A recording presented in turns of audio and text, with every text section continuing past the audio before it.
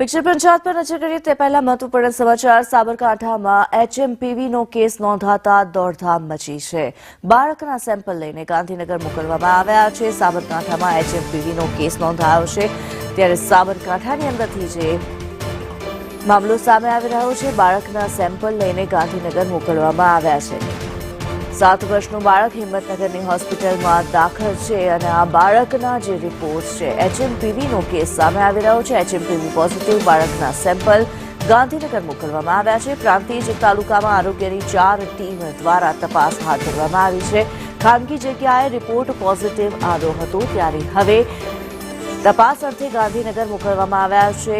શરદી ઉધરસ હોય તો તબીબનો સંપર્ક કરવા સૂચન કરવામાં આવ્યું છે। શરદી અને ઉધરસ થઈ હોય તો તાત્કાલિક ડોક્ટરનો સંપર્ક કરવાનો થાય, મોઢા પર રૂમાલ રાખવાનો થાય, હાથ ધોવાની વાત છે, તમામ તકેદારીઓ રાખવા માટે પણ જનજાગૃતિ કરવામાં આવે છે। સર અત્યારે બાળક છે તે હોસ્પિટલ દાખલ છે અને અમદાવાદથી ગાંધીનગર શિફ્ટ કરવામાં આવ્યું છે કે હાલ બાળક બેબી કેર હોસ્પિટલમાં દાખલ છે અને બાળક અત્યારે સ્વસ્થ છે અને હાલ સારું છે, જેથી કરીને એને શિફ્ટ કરવાની કોઈ જરૂરિયાત ઊભી થઈ નથી।